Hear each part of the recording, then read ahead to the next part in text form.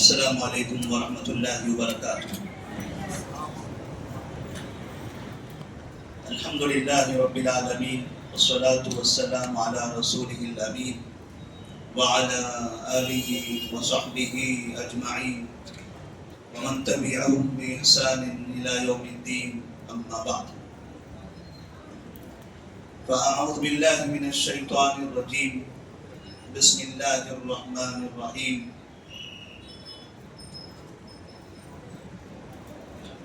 اللہ لا الہ الا هو الحی القیوم لا تأخذه سنة ولا نوم له ما في السماوات وما في الأرض من ذا الذي يشفع عنده إلا بإذنه يعلم ما بين أيديهم وما خلفهم ولا يحيطون بشيء من علمه إلا بما شاء وسع كرسيه السماوات والأرض ولا يؤوده حفظهما وهو العلي العظيم۔ اللہ تبارک و تعالی نے سورۃ البقرہ میں اسلام کے پانچوں ارکان کا ذکر فرمایا ہے۔ اسی طرح سے ایمان کے ارکان بھی اس میں موجود ہیں۔ سورہ بقرہ اجتماعی طور پر زندگی کے ایسے بہت سے احکامات، اصول اور ضوابط پر مشتمل ہے کہ ایک انسان شخصی زندگی، گھریلو زندگی اور ایک سیاسی زندگی، ان تمام زندگیوں کو سورۃ البقرہ کے ذریعے وہ سمجھ سکتا ہے۔ بالکل ابتدا میں ہم نے اس بات کا ذکر کیا تھا کہ جب نبی صلی اللہ علیہ وسلم مکہ سے ہجرت کر کے مدینہ منورہ آئے تو یہاں کا جو نظام تھا مدینہ منورہ کا، چونکہ اس میں عبادات کے ساتھ ساتھ معاملات اور سیاست، اسی طرح سے ملک کی حفاظت کے لیے، سرحدوں کی حفاظت کے لیے، مخالفین سے قتال اور جنگ، یہ سارے مسائل کی ضرورت تھی، تو اللہ نے سورۃ البقرہ میں ان سب کا ذکر کیا ہے۔ اور خاص طور پر ایک اور چیز جو سورۃ البقرہ میں نظر آتی ہے وہ ہے ہمارے مال کی حفاظت۔ جس طرح سے جان کی حفاظت ضروری ہے، سورۃ البقرہ میں اس کا بھی تذکرہ ہے کہ اگر کسی نے کسی کی جان لی تو اس میں قصاص کا بھی ذکر ہے۔ ایسے ہی ایمان کی حفاظت کا بھی ذکر ہے جو ابتدا سے ہر جگہ موجود ہے، اور ساتھ میں مال کی حفاظت، اور مال کی حفاظت کا ایک واقعہ جس کا جو پس منظر ہے اس آیت الکرسی کا، جو میں نے شروع میں پڑھی۔ آیت الکرسی ہم عموماً پڑھتے ہیں جن، شیاطین، نظر بد وغیرہ سے حفاظت کے لیے، لیکن آیت الکرسی کا پس منظر اگر دیکھا جائے تو یہ سمجھ میں آتا ہے کہ یہ جن شیاطین سے حفاظت ہی کے لیے نہیں ہے بلکہ مال کی حفاظت کے لیے بھی ہے۔ اور اس سلسلے میں جو واقعہ موجود ہے کہ نبی کریم صلی اللہ علیہ وسلم نے ابو ہریرہ رضی اللہ تعالیٰ عنہ کو، مشہور صحابی ہیں ابو ہریرہ رضی اللہ تعالیٰ عنہ کو، مدینہ میں جو بیت المال تھا اس بیت المال کا نگران بنایا تھا، جہاں پر اناج وغیرہ اور بہت سی چیزیں موجود تھی۔ ابو ہریرہ رضی اللہ تعالیٰ عنہ رات بھر اس کی حفاظت میں متعین تھے، لوگ سوتے تھے اور یہ اس بیت المال کی حفاظت میں مصروف رہتے تھے۔ کہتے ہیں کہ رات کا وقت ہوا تو اچانک ایک آدمی آیا، ان کا اپنا بیان ہے کہ ایک آدمی آیا اور بیت المال سے کچھ اناج چوری کرنے لگا. انہوں نے اسے پکڑ لیا. پکڑنے کے بعد ان سے کہا لَأَذْهَبَنَّ بِكَ إِلَى رسول اللہ صلی اللہ علیہ وسلم. اب میں آپ کو صبح نبی کے دربار میں پیش کر دیتا ہوں. آپ نے چوری کیا, چوری کرنے کے لیے آپ آئے تھے, اب پکڑے گئے. اب میں جو وقت کے حاکم ہیں ان کے سامنے آپ کو پیش کروں گا. وہ گھبرانے لگا, معذرت کرنے لگا اور کہنے لگا انی محتاج وعلی عیال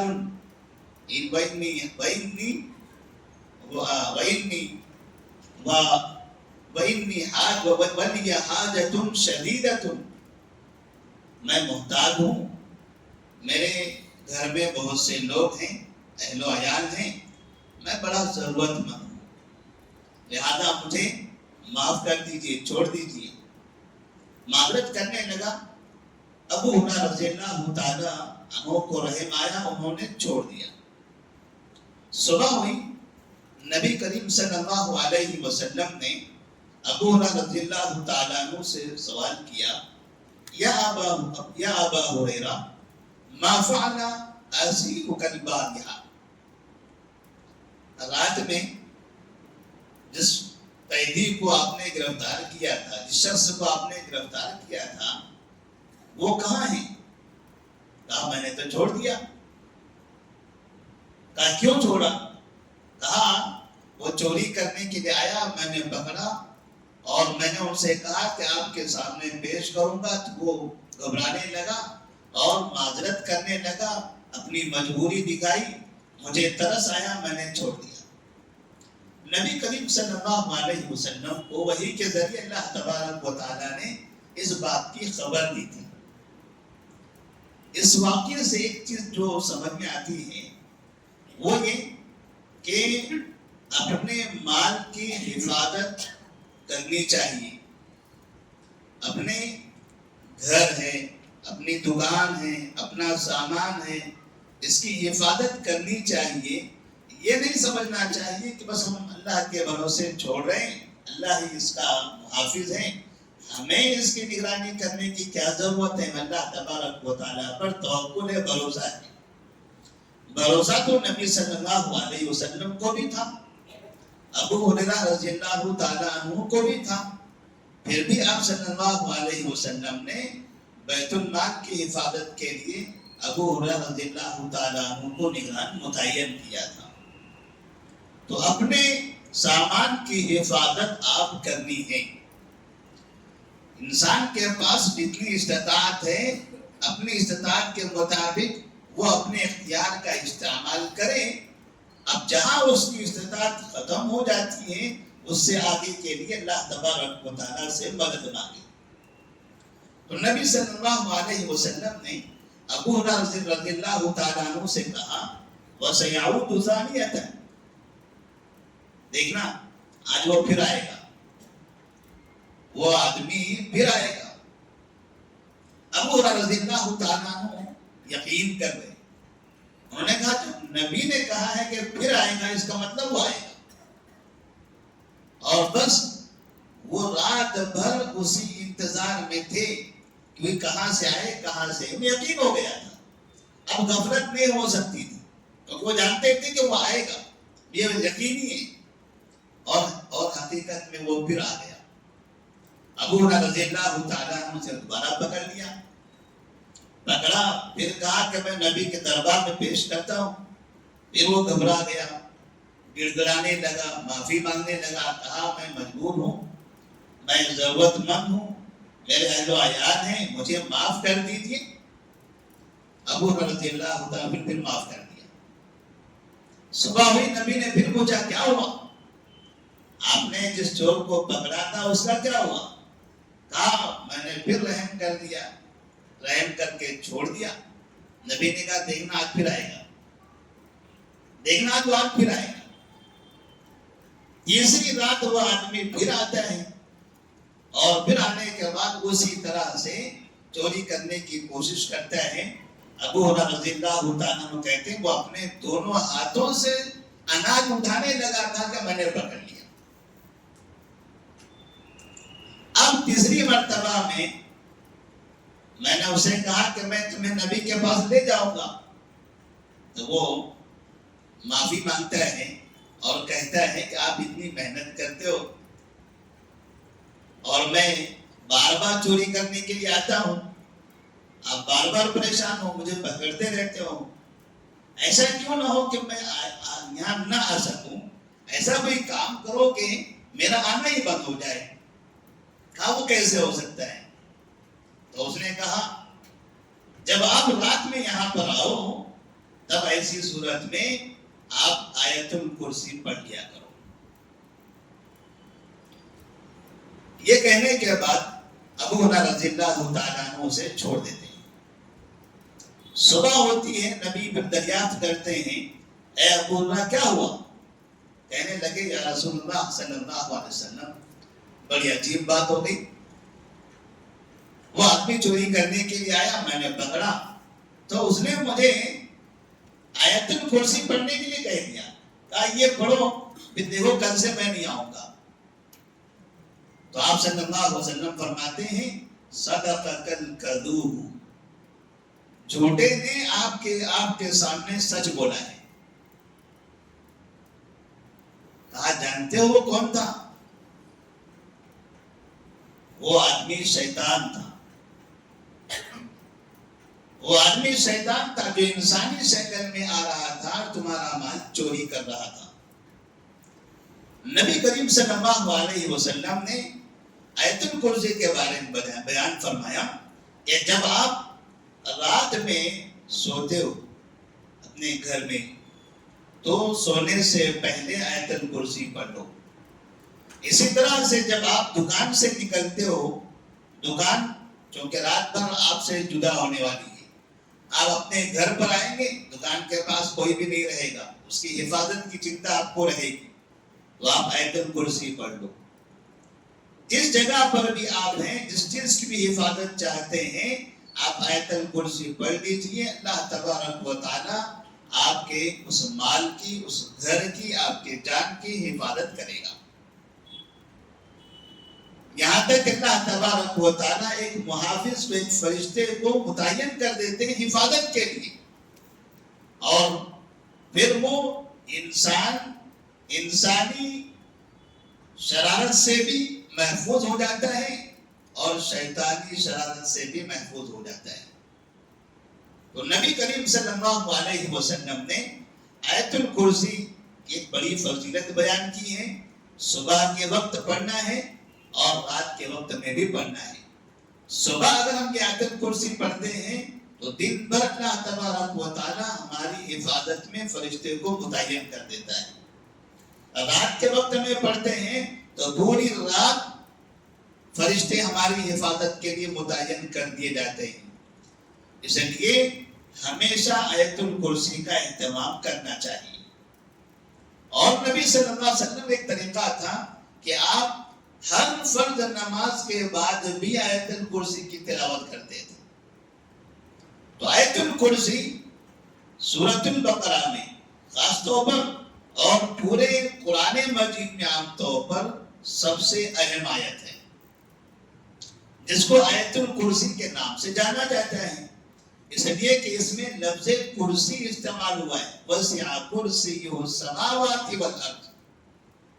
इसमें अल्लाह तबारक व तआला की उलूहियत का जिक्र है।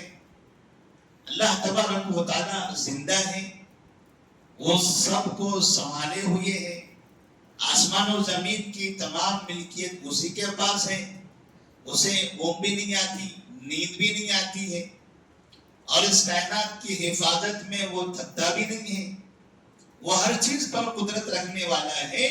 इस तरह से अल्लाह तबारक व तआला ने इस आयतुल कुर्सी के अंदर जिक्र फरमाया, और वो हर चीज पर नजर रखे हुए, कोई भी चीज उससे मख्फी नहीं है। हर चीज का वो जानकार है, चाहे कोई तारीकी में हो या उजाले में हो, दिखाकर हो या छुपाकर हो, अल्लाह तबारक व तआला हर चीज को जानने वाला है। اس آیت الکرسی کے اختتام کے بعد پھر اللہ تبارک و تعالیٰ نے فرمایا لا اکراہ فی الدین قد تبین الرشد من الغی فمن یکفر بالطاغوت ویؤمن باللہ فقد استمسک بالعروۃ الوثقی لا انفصام لها واللہ سمیع علیم.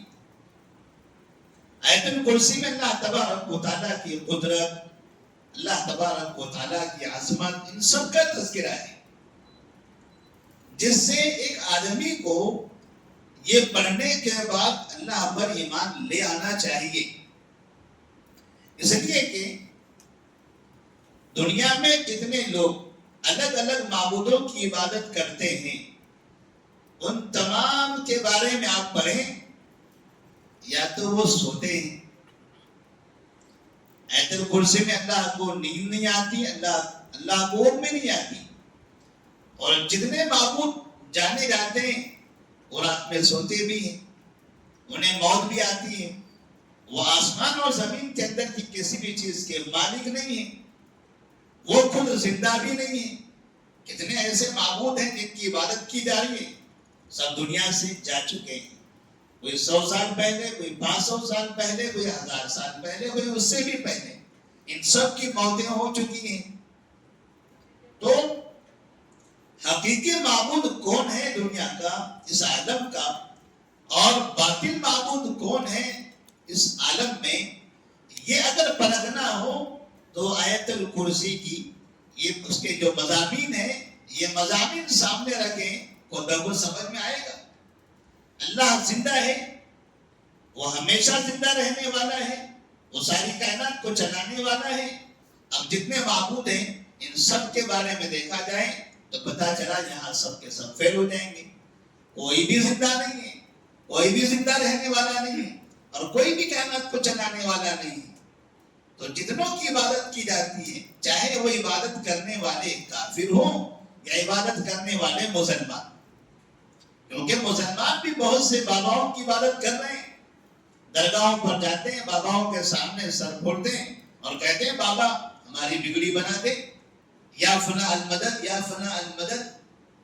باقاعدہ آج بھی کتنے ایسے مسلمان موجود ہیں جو باقاعدہ جیسے کسی کا عرس کا موقع آتا ہے، جیسے ہمارے پاس گلبرگہ میں ہیں، اجمیر میں ہیں، جب ان لوگوں کے تہوار کا موسم آتا ہے تو اس وقت شہر کی تقریباً بڑی بڑی مساجد میں باقاعدہ ان لوگوں کے فضائل کا تذکرہ کرتے کرتے یہ بتایا دیا جاتا ہے کہ یہ ابھی بھی زندہ ہیں، یہ مرے نہیں ہیں. ان کو زندہ ثابت کرنے کی کوشش کی جاتی ہے. کیوں زندہ ثابت کرنے کی کوشش کی جاتی ہے؟ کیونکہ قرآن میں لکھا ہے کہ جو معبود ہوتا ہے وہ زندہ ہوتا ہے. معبود جو ہوتا ہے وہ زندہ ہوتا ہے. اگر ہم نے کہہ دیا یہ خواجہ کا انتقال ہو چکا ہے، یہ بابا کا انتقال ہو چکا ہے، تو پھر کون معبود سمجھے گا ان کو؟ کوئی بھی نہیں مانے گا. اگر ان کو معبود ثابت کرنا ہے تو سب سے پہلا کام آپ اسے زندہ ثابت کر دو.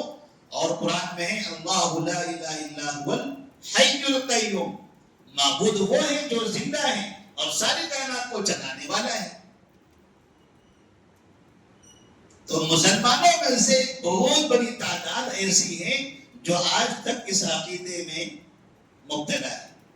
اور آپ کو معلوم ہے امام محمد بن عبد الوہاب رحمہ اللہ، امام محمد بن عبد الوہاب رحمہ اللہ، جن کے نام سے وہابی کہہ کر لوگ گالی کی طرح یہ لفظ استعمال کرتے ہیں.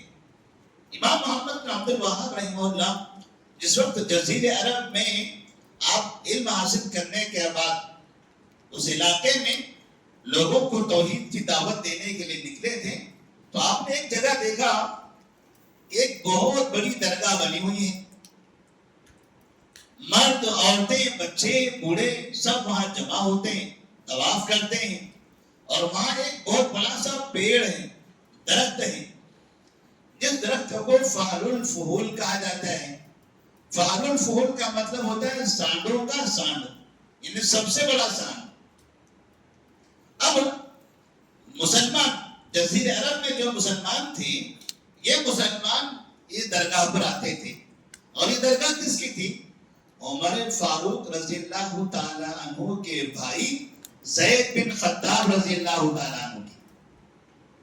زید بن خطاب رضی اللہ تعالی عنہ جو ساری زندگی توحید کی دعوت دیتے دیتے شہید ہوئے، لوگوں نے ان کے سر پر مزار بنا لیا اور وہاں طواف کرنا شروع کر دیا، ان سے مانگنے لگے۔ جو ساری زندگی لوگوں سے کہتے تھے اللہ سے مانگو، مرنے کے بعد لوگ ان کے سر پر بیٹھتے تھے، بیٹھ کے انہیں سے مانگتے تھے، اور مانگنے والے سب مسلمان تھے، یہ سب مسلمان تھے۔ اور پھر اگر عورتوں کو ضرورت پڑتی تو عورتیں وہ پیڑ کے پاس چلی جاتی، ان سے اولادیں مانگتی۔ امام محمد بن عبد الوہاب رحمہ اللہ نے جب یہ چیزیں دیکھی تو انہیں بڑی تکلیف ہوتی تھی کہ جزیرہ عرب سے نبی صلی اللہ علیہ وسلم نے شرک کا خاتمہ کرتے ہوئے اتنی پریشانیاں جھیلی ہیں، اتنی مصیبتیں اٹھائی ہیں، صحابہ نے اتنی جنگیں کی اور اتنی شہادتیں ان کی ہوئی ہیں، پھر یہ مسلمان اس جزیرہ عرب میں شرک پھیلا رہے ہیں۔ پہلے وہ شرک کافر کرتے تھے، اب وہی شرک مسلمان کرنے لگے ہیں۔ جب انہوں نے انہیں اس بات کی دعوت دی، سمجھایا، توحید کی طرف بلاتے رہے، شرک سے منع کرتے رہے، تو اس زمانے میں وقت کا جو بڑا حکمران تھا، دنیا کی سپر پاور طاقت تھی، جیسے آج کون ہے تو کہتے ہیں امریکہ ہے، اس زمانے کا خلافت عثمانیہ تھا۔ خلافت عثمانیہ جس نے دنیا کے تقریباً مسلمانوں کو مشرک بنایا، تقریباً مسلمانوں کو مشرک بنا دیا۔ مسلمان تو تھے خود، خلافت قائم کیا تھا، مسلمانوں کے نام پہ حکومت چلاتے تھے، لیکن جہاں جہاں ان کی حکومتیں تھی پورے کے پورے شہر درگاہوں سے بھر دیے تھے۔ ان کی خلافت بھی درگاہ سے شروع ہوتی تھی، ان کے سر پر جو تاج پہنایا جاتا تھا وہ درگاہ پر جاتا۔ ہر نیا خلیفہ، جب کوئی نیا خلیفہ بنتا تھا، اس خلیفہ کو درگاہ پر لے جایا جاتا تھا استنبول میں، اور وہاں بٹھا کر وہ ولی کے نام سے اس کو تاج پہناتے تھے اور کہتے تھے آج سے یہ خلیفہ ہوگا۔ تو خلافت عثمانیہ نے، ان کی سرکار نے، ان کی فوج نے امام محمد بن عبد الوہاب رحمہ اللہ کی دعوت کا خاتمہ کرنے کے لیے، توحید کی دعوت کو ختم کرنے کے لیے پوری طاقت کا استعمال کر دیا۔ اور جس جگہ امام محمد بن عبد الوہاب رحمہ اللہ رہا کرتے تھے، درعیہ آج جو ریاض کے بالکل قریب میں ہے، پہلے ریاض کے باہر تھا، اب ریاض سٹی کے اندر وہ داخل ہو چکا ہے۔ درعیہ ایک مثالی تاریخی شہر ہے، توحید کا وہ پہلا مرکز ہے جزیرہ عرب میں امام محمد بن عبد الوہاب رحمہ اللہ کی دعوت کی زندگی میں۔ انہوں نے آ کر پورے درعیہ کو کھنڈر بنا دیا، پورے گھروں کو مسمار کر دیا، مردوں کا قتل کر دیا، عورتوں کو اٹھا لیا اور اٹھا کر لے جا کر مصر کے بازاروں میں بیچ دیا۔ کن لوگوں کو؟ ان لوگوں کو جو توحید کی دعوت دیتے تھے۔ اور یہ کام کرنے والے کون تھے؟ یہ کام کرنے والے وہ لوگ تھے جو یہ کہتے تھے کہ ہم امام ابو حنیفہ رحمہ اللہ کے مقلد ہیں۔ امام ابو حنیفہ رحمہ اللہ کے مقلدین دنیا میں جہاں بھی ہوتے ہیں، جو اپنے آپ کی امام ابو حنیفہ رحمہ اللہ کی طرف منسوب کرتے ہیں، دنیا میں مسلمانوں میں سب سے بدترین جماعت، سب سے سخت دل جماعت، سب سے زیادہ خونی جماعت ہے یہ جماعت۔ ہندوستان کے اندر بھی سینکڑوں مسئلے انہوں نے منعقد کیا ہوا ہے۔ آج ان کی حکومتیں پڑوسی ملک افغانستان میں ہیں۔ کبھی اگر آپ کو موقع ملے تو آپ معلوم کیجئے افغانستان میں توحید کی دعوت دینے والوں کا حال کیا ہے۔ ہمارے اخبارات میں اس کا تذکرہ نہیں ہوتا ہے، کیونکہ اس کا ذکر ہوگا تو انہی کی جماعت کی بدنامی ہوگی۔ توحید کی دعوت دینے والے سینکڑوں علماء کو انہوں نے ذبح کر دیا ہے۔ اگر کوئی کہے کہ میں اہل حدیث ہوں، میں توحید کی دعوت دیتا ہوں، یہ طالبانی فوج یہ اسے پکڑ لیتی ہے اور جہاں چاہے وہاں قتل کر کے پھینک دیتی ہے۔ آج بھی کئی علماء جو مدینہ منورہ سے فارغ ہو کر افغانستان میں توحید کی دعوت دینے کے لیے نکلے تھے، ان تمام کی لسٹ نکال کر سب کے گھروں میں گھس کر ایک ایک شخص کو پکڑ کر جیلوں کی سلاخوں میں بند کر دیا گیا، کوئی سنوائی نہیں ہوتی، اور یہ پابندی لگا دی کہ آئندہ کوئی بھی شخص کتاب التوحید، امام محمد بن عبد الوہاب رحمہ اللہ کی کتاب التوحید، کوئی اگر کتاب التوحید کی یہاں بات کرے گا، توحید کی دعوت کی بات کرے گا، مسجد میں، مدرسے میں، گلیوں میں، گھروں میں، کہیں بھی، بس چپکے سے ہمیں خبر دے دو، خبر دینے والے کو انعام دیں گے، اور جس کی خبر ملے گی اس کی قبر کھو دیں گے۔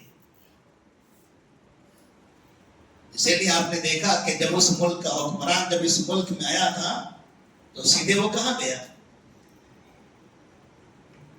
کہاں کی زیارت کیا اس نے؟ کہاں کی؟ دیوبند کی۔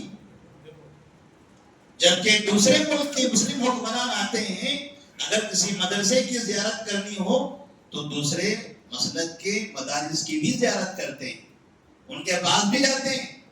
سعودی حکمران آتے ہیں، ان کے علماء آتے ہیں، ان کے ائمہ کرام آتے ہیں، اہل حدیث کے اداروں میں بھی جاتے ہیں، دیوبند کے اداروں میں بھی جاتے ہیں، جماعت اسلامی کے اداروں میں بھی جاتے ہیں۔ یہ سمجھتے ہیں یہ سب ہمارے مسلمان ہیں، ہم تو دوسرے ملک کے ہیں، باہر سے اگر ہم یہاں آئے ہیں تو یہاں کے تمام مسلک کے مسلمانوں کو ہم اپنا سمجھیں گے۔ لیکن اس کو دیکھیے آپ، وہ داڑھی پگڑی والے آئے، سیدھے انہوں نے اس جگہ کا دورہ کیا، وہیں سے باہر چلے گئے۔ اتنی نفرت ہے توحید کی دعوت۔ اللہ تبارک و تعالیٰ نے امام محمد بن عبد الوہاب رحمہ اللہ کو پھر وہ طاقت عطا فرمائی، وہ قوت دی۔ شاہ سعود جو آل سعود جو ہے، آل سعود، ان لوگوں نے امام محمد بن عبد الوہاب رحمہ اللہ کی مدد کی، اور ان کی مدد سے الحمدللہ پورا جزیرہ عرب یہ شرک اور قبر پرستی سے پاک ہو گیا۔ یہ کم سے کم آج سے 300 سال پہلے کی بات ہے۔ آج سے 300 سال پہلے سے آج تک یہ جو اپنے آپ کو حنفی کہتے ہیں، اس زمانے سے سعودی عرب کو گالیاں دیتے ہیں آج تک۔ آج بھی ان کا بچہ دیکھیے ہمیشہ اس ملک کے خلاف بولتا ہے۔ آج بچہ بولتا ہے، پہلے ان کا باپ بولتا تھا، اس سے پہلے ان کو دادا بولتے تھے، اس سے پہلے ان کے پردادا بولتے تھے۔ یہ نسل در نسل جو اپنے آپ کو حنفی کہتے ہیں، 300 سال سے کہہ رہا ہوں میں، یہ آج محمد بن سلمان آنے کی وجہ سے نہیں، یا فنا کی وجہ سے نہیں، 300 سال سے بولتے ہیں۔ یہ علماء کو دیکھیے، نارتھ انڈیا کے جو بڑے مدارس والے علماء ہیں، یہ ان کے علماء، ان کے علماء، ان کے علماء، ان کے اوپر کے علماء، یہ بولے چلے آ رہے ہیں۔ اور ایک واقعہ سناتا ہوں میں آپ کو جب پتا چلے کہ توحید کی دعوت ہم تک جو پہنچی ہے، آپ مسجد تقویٰ کے اندر جو اتنی شان سے بیٹھے ہوئے ہیں اور توحید کی دعوت پر فخر کرتے ہیں، آپ کو لگتا ہے کہ اب تو ہمارے لیے کام بھی بڑا آسان ہے۔ اتنا آسان نہیں تھا۔ سلیمان بن عبداللہ بن محمد بن عبد الوہاب، محمد بن عبد الوہاب کے پوتے تھے، ان کا نام تھا سلیمان۔ دادا کی طرح یہ پوتے بھی اپنے پورے علاقے میں، جزیرہ عرب کے اس علاقے میں توحید کی دعوت دیتے تھے۔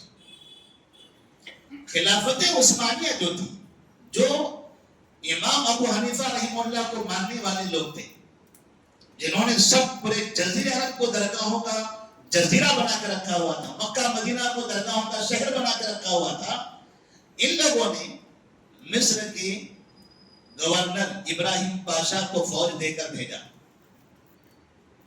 مصر کا گورنر تھا ابراہیم پاشا۔ یہ فوج لے کر آتا ہے، سلیمان بن عبداللہ بن محمد بن عبد الوہاب، یعنی محمد بن عبد الوہاب رحمہ اللہ کے پوتے کو گرفتار کرتا ہے، زنجیروں میں جکڑتا ہے، درگاہ میں لے جاتا ہے، طواف کرواتا ہے۔ توحید کی دعوت دو گے ہمیں، تو ہمیں شرک سے منع کرو گے۔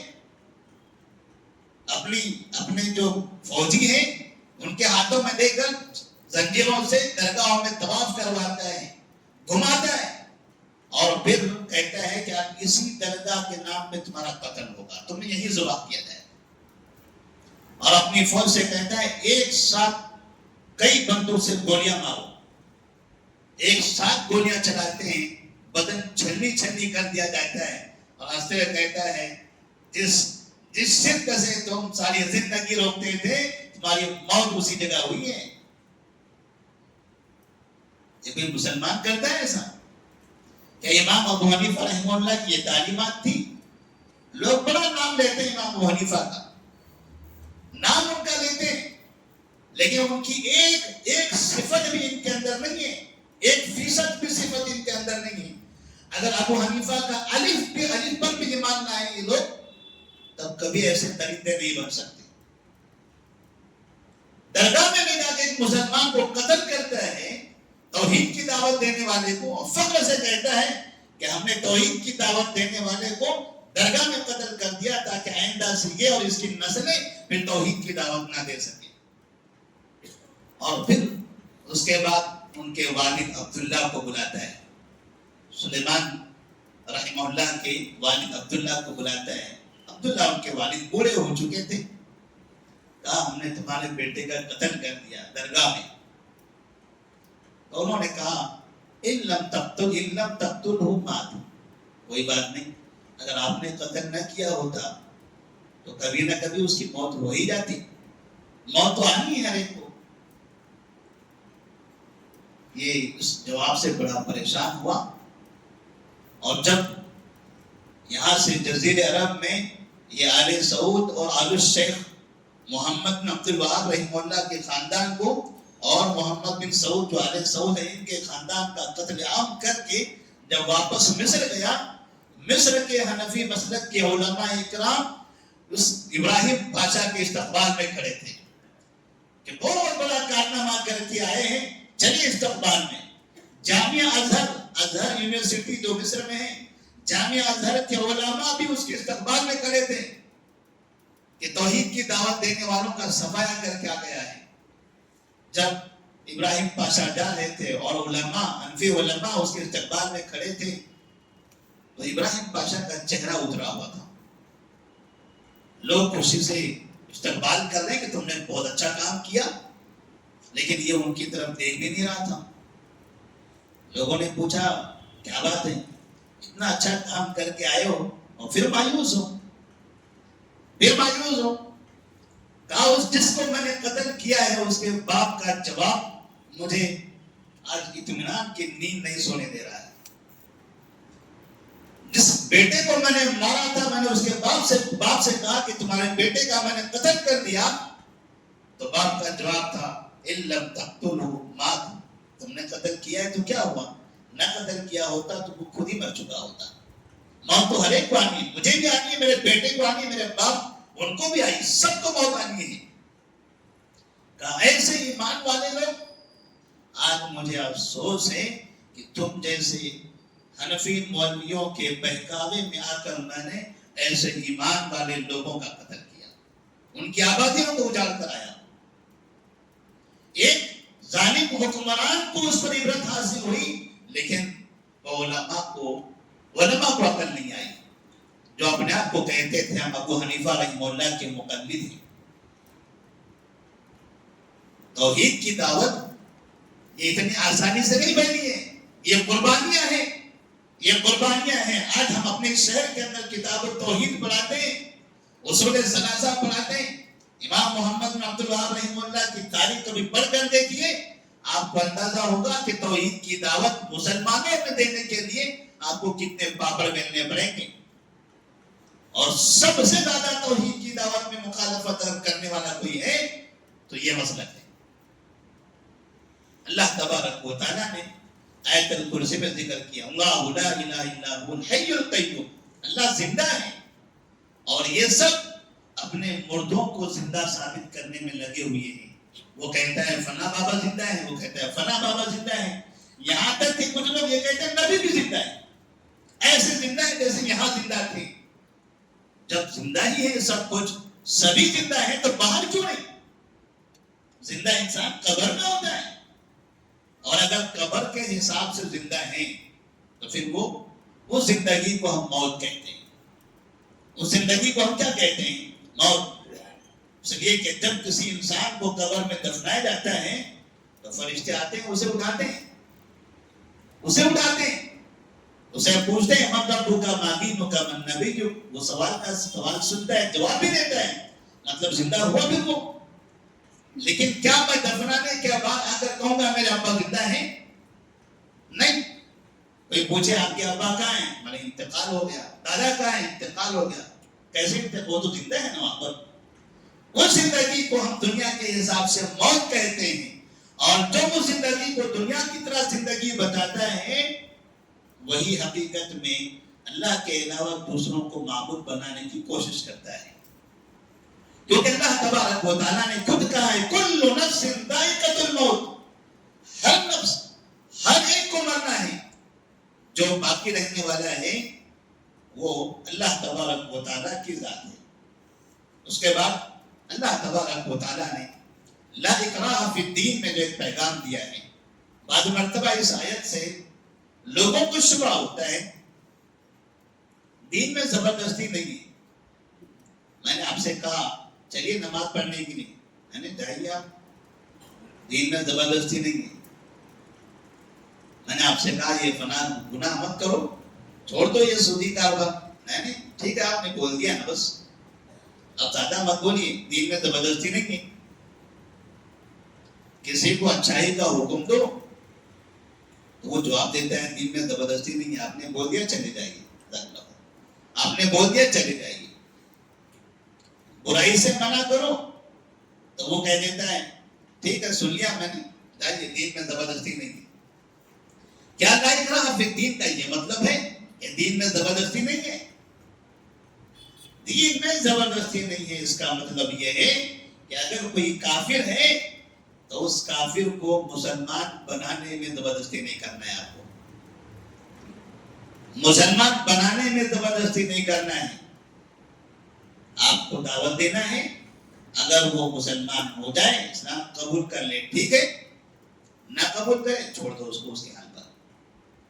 لیکن اگر کوئی مسلمان ہے اور آپ نے اس سے کہا کہ فلاں کام نماز پڑھنا ہے پڑھو، وہ اگر نہیں پڑھتا ہے وہ اپنی طرف سے یہ نہیں کہہ سکتا کہ دین میں زبردستی نہیں ہے. پڑھنا لازم ہے اس کے لیے، جو واجبات ہیں اس پر عمل کرنا لازم ہے، جو محرمات ہیں اس سے بچنا لازم ہے، ضروری ہے. اور ایسے لوگوں کے لیے اسلام میں باقاعدہ سزائیں متعین ہیں.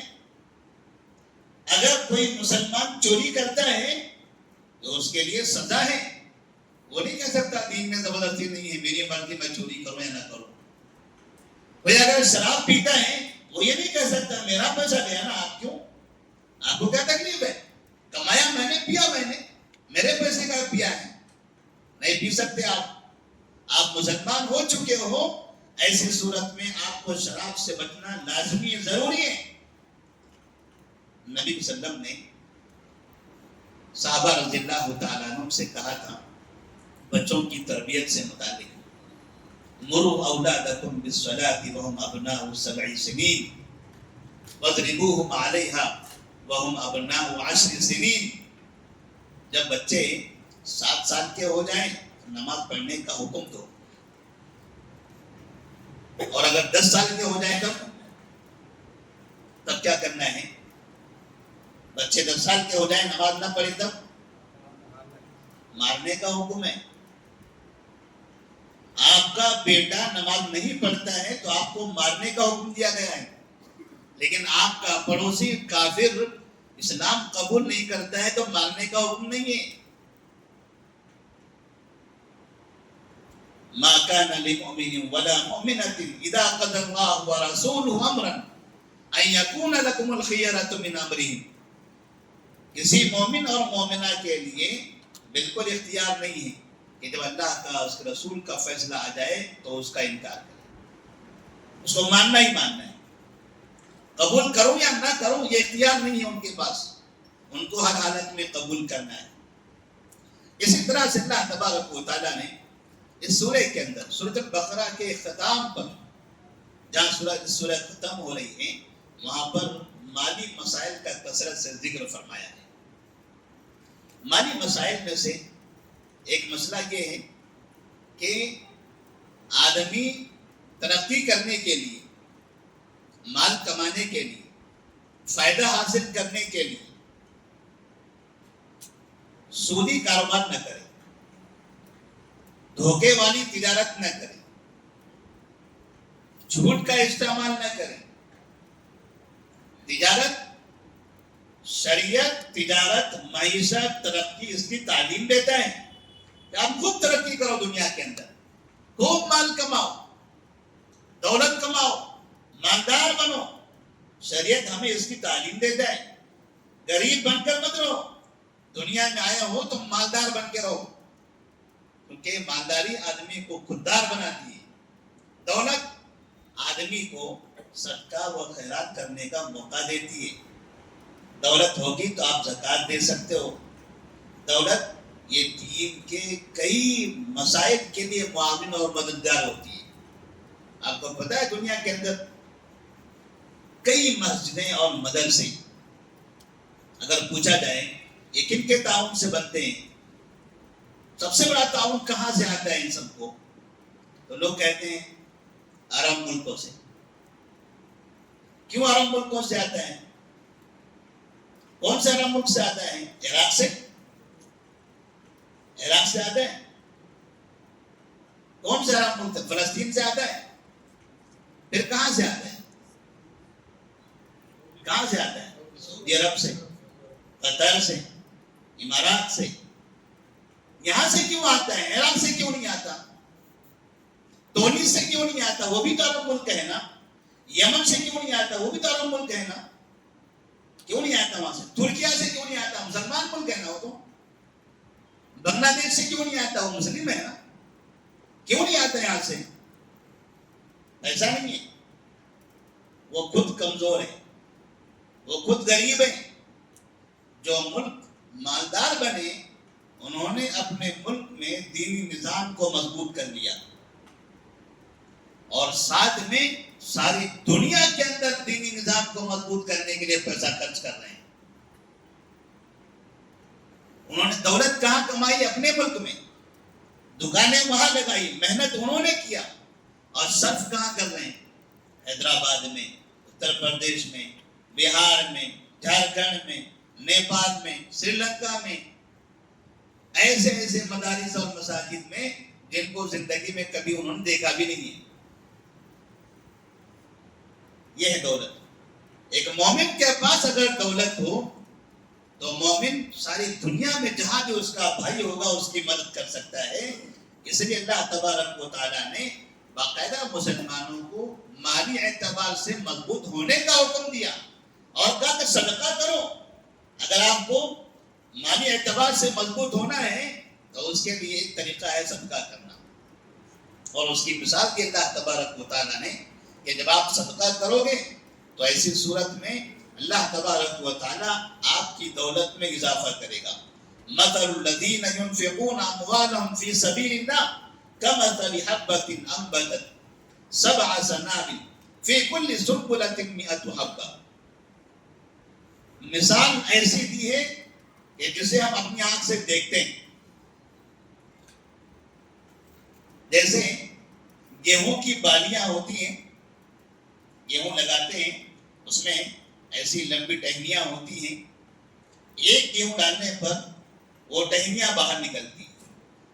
اللہ نے کہا ایک ایک ٹہنی میں کمثل حبۃ مئۃ حبۃ، یا کمثل حبۃ انبتت سبع سنابل فی کل سنبلۃ مئۃ حبۃ۔ ایک دانہ ڈالو تو اوپر 7 بالیاں آتی ہیں، 7 ٹہنیاں نکلتی ہیں، اور ہر بالی کے اندر 100 دانے ہوتے ہیں، تو ایک دانے سے 700 دانے پیدا ہوئے۔ تو اگر آپ اس طرح سے 1 روپیہ خرچ کرو گے تو اللہ تبارک و تعالیٰ 700 روپئے آپ کے مال میں مدد کرے گا۔ جو چیز آپ اپنی آنکھوں سے دیکھ رہے ہیں اللہ نے اس کی مثال دی، کیونکہ مال بڑھتا کیسے ہے وہ ہمیں سمجھ میں نہیں آتا ہے۔ ایسا نہیں ہوا کہ میں نے 1 روپیہ نکالا کسی کو دیا، پتا چلا ادھر 700 روپے آ گئے۔ ایسا نہیں ہونے والا ہے۔ اگر ایسا ہوتا تو پھر ہر کوئی دیتا ہی رہتا رسبا شاہ، لیکن یہ حقیقت ہے کہ مال میں اضافہ ہوتا ہے، لیکن وہ اضافہ کیسے ہوتا ہے وہ اللہ بہتر جانتا ہے۔ کبھی ہماری روزی برکت کے ذریعے، کبھی ہماری روزی کی حفاظت کے ذریعے، کبھی جہاں ہمارا 1000 روپیہ خرچ ہونا تھا اللہ نے وہ خرچ بچا لیا، وہ بچ گیا، گویا کہ مال میں اضافہ ہوا۔ تو اس طرح اللہ تعالیٰ کبھی ہمارے ساتھ ساتھ ہماری اولاد کے، ہمارے بھائی بہنوں کے، ان کی روزی برکت کے ذریعے کہ ہم بھی مالدار اور ہمارے اطراف میں ہمارے گھر کے دوسرے افراد بھی مالدار۔ تو اللہ نے اس کی تعلیم دی اور ساتھ بھی یہ بتایا کہ مال کو بڑھانے کے لیے کبھی بھی آپ سود کا استعمال نہ کرو، کیونکہ سود میں ایک مجبور آدمی کا غلط فائدہ اٹھانا ہے، اس کی مجبوری کا غلط فائدہ اٹھانا ہے۔ آپ کو اگر مدد کرنا ہے کسی کی تو مدد کے لیے 2 راستے ہیں، ایک ہے قرض اور دوسرا ہے صدقہ۔ آپ اس کو قرض دیں جو قرض واپس کر سکتا ہے، آپ اسے صدقہ دیں جس کے پاس واپس کرنے کی طاقت نہیں ہے۔ اللہ نے دونوں نظام بنا دیا، اور پھر سال میں 1 مرتبہ زکوٰۃ بھی فرض کر دی کہ ہر حالت میں آپ کو زکوٰۃ دینا ہی ہے، اور یہ کسی غریب کو، مجبور کو پیسے کی شکل میں۔ زکوٰۃ کے بارے میں بات آئی ہے، ایک مسئلہ ہم بتا دیتے ہیں۔ عمومی طور پر ہمارے شہر کے اندر زکوٰۃ کی تقسیم میں جو چیزیں زیادہ پھیلتی چلی جا رہی ہیں وہ یہ ہے کہ لوگ اگر مثال کے طور پر 50,000 روپے زکوٰۃ دینا ہے تو پٹیل مارکیٹ جاتے ہیں، 50,000 میں سے 20,000 کی ساڑیاں خرید لیا، 20,000 کے کچھ کپڑے خرید لیے، لیڈیز کپڑے 20,000 کے کچھ اور خرید لیا، ایسے بنڈل لے کر آئے اور پھر لوگوں میں کسی کو ساڑی دے رہے ہیں، کسی کو ڈریس دے رہے ہیں، کسی کو فنا دے رہے ہیں، تقسیم کرتے چلے جا رہے ہیں۔ یہ جائز نہیں ہے، یہ صدقہ ہو جائے گا، 50,000 کی زکوٰۃ اس کے سر پر باقی رہ جائے گی۔ آپ زکوٰۃ کے پیسوں سے نہ افطار کرا سکتے ہیں، نہ سحری کرا سکتے ہیں، نہ عام دعوت دے سکتے ہیں، نہ کسی کو پھل فروٹ دے سکتے ہیں، نہ کسی کو عید کی سوئیاں دے سکتے ہیں، نہ کسی کو آپ کپڑا دے سکتے ہیں، نہ کسی کو آپ راشن دے سکتے ہیں۔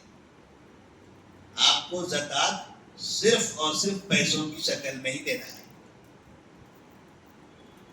اگر زکوٰۃ کے پیسوں کو آپ دوسری شکل میں دیں گے تو وہ صدقہ ہو جائے گا، زکوٰۃ آپ کے سر پر باقی رہ جائے گی، کیونکہ زکوٰۃ کا پیسہ آپ کا نہیں ہے، لہذا اس میں کیا خریدنا ہے، کیا لینا ہے، آپ کا اختیار نہیں، آپ کا اختیار نہیں، وہ سامنے والے کا اختیار ہے۔ آپ نے اس کو دے دینا ہے، اسے کپڑا چاہیے وہ کپڑا خریدے گا، اسے کپڑا نہیں چاہیے، بچوں کی اسکول کی فیس بھرنا ہے وہ فیس بھرے گا، کپڑا کیوں پہنے گا وہ نہیں کرتا۔